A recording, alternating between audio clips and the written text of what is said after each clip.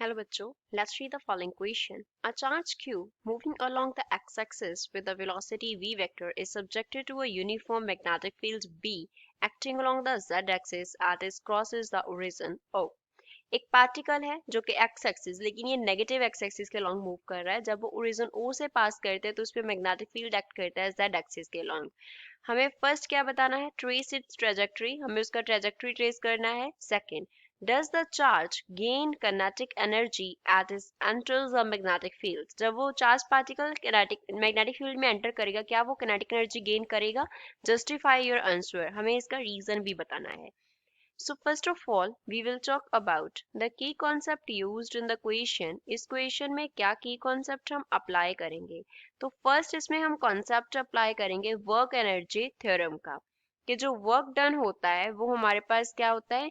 Equal होता है change in kinetic energy के, change in kinetic energy के। That means जो वर्क डन होगा वो क्या होगा? किनेटिक एनर्जी को चेंज करेगा, और जितना वर्क डन होगा उतना किनेटिक एनर्जी चेंज होगा। सेकंड, हम इसमें कॉन्सेप्ट यूज करेंगे मैग्नेटिक फोर्स का। मैग्नेटिक फोर्स, मैग्नेटिक फोर्स को लेट अस से हम एफ वेक्टर से डिनोट कर रहे हैं, तो इसके लिए फॉर्मूला होता है Q into v vector cross b vector. अब यहाँ पे क्वेश्चन में हमें Q charge, v vector velocity and b vector जो है वो मैग्नेटिक फील्ड दिया है। अब इस क्वेश्चन को सॉल्व करते हैं। पहले तो हमें उसका ट्रेजेक्टरी ट्रेस करना है, तो f वेक्टर को हम सॉल्व करने के लिए जो v वेक्टर है उसे क्या लिखेंगे?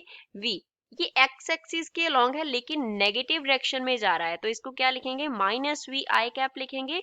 जो मैग्नेटिक फील्ड है वो एक्ट कर रहा है के कैप के along, so we will write here B, यहाँ पे आ जाएगा के कैप। सो यहाँ से अगर हम फोर्स एफ वेक्टर निकालेंगे तो ये हमारे पास क्या हो जाएगा?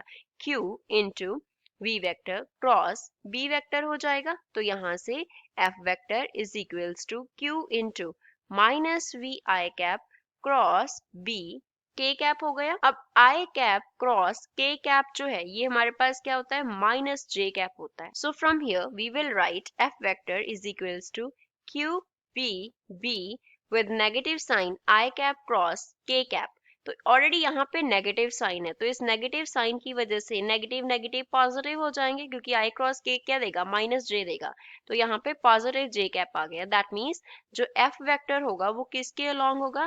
That will be along positive y axis, वो पॉजिटिव y एक्सिस के अलोंग होगा। तो ट्रेजेक्टरी बना लेते हैं।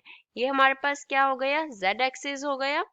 ये इस तरफ हमारे पास क्या था? पॉजिटिव एक्स एक्सिस था, और इस तरफ हमारे पास देन क्या हो जाएगा? नेगेटिव एक्स एक्सिस हो जाएगा, और इस तरफ हमारे पास क्या है?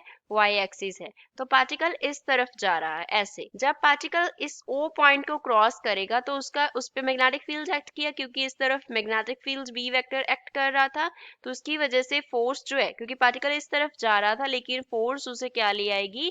Y axis, positive Y axis के लॉन्ग मूव करवाएगी। तो पार्टिकल ऐसे ही मूव करता हुआ इस तरफ मूव कर जाएगा। तो ये क्या बनेगा? Trajectory of particle. This is the trajectory of particle.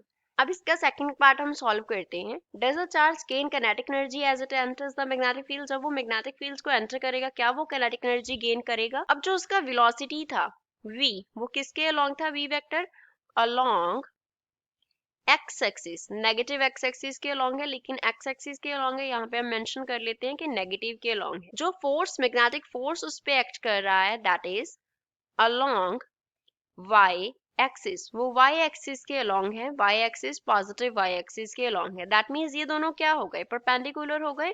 तो यहाँ से हम कंक्लूड कर रहे हैं that f vector is perpendicular to motion, perpendicular to motion. Motion के एफ वेक्टर क्या है? परपेंडिकुलर है। तो इस केस में जब मोशन के फोर्स परपेंडिकुलर होता है तो वर्क डन क्या होता है? इस केस में we know that it is equals to zero, क्योंकि वर्क डन के लिए फॉर्मूला हमारे पास क्या होता है? F vector dot S vector होता है इन जनरल। एस वेक्टर उसका डिस्प्लेसमेंट होता है। अब यहाँ पे डॉट प्रोडक्ट है तो इसको हम कैसे लिखेंगे? एफ एस कॉस थीटा लिखेंगे।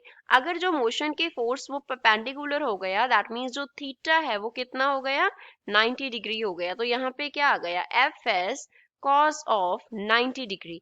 And we know that cos 90 degree कितना होता है, दैट इज इक्वल्स टू 0, वो 0 के इक्वल होता है, तो जो वर्क डन है इस केस में वो क्या हो जाएगा, 0 हो जाएगा। तो जब फोर्स परपेंडिकुलर होता है मोशन के तो वर्क डन 0 होता है। दैट मीन्स मैग्नेटिक फोर्स ने कोई वर्क नहीं किया, तो अगर कोई वर्क नहीं हुआ तो velocity will not change, velocity will not change. अगर वेलोसिटी चेंज नहीं होगा दैट मीन्स पार्टिकल जो है, जो चार्ज पार्टिकल है, that will not gain kinetic energy, particle will not gain kinetic energy. जो पार्टिकल है वो काइनेटिक एनर्जी गेन नहीं करेगा, क्योंकि काइनेटिक एनर्जी गेन वो तभी करता जब वर्क डन होता है, क्योंकि वर्क डन क्या था, equal to change in kinetic energy. Work done 0 means change in kinetic energy 0, that means particle will not gain kinetic energy. I hope you understood well. Thanks.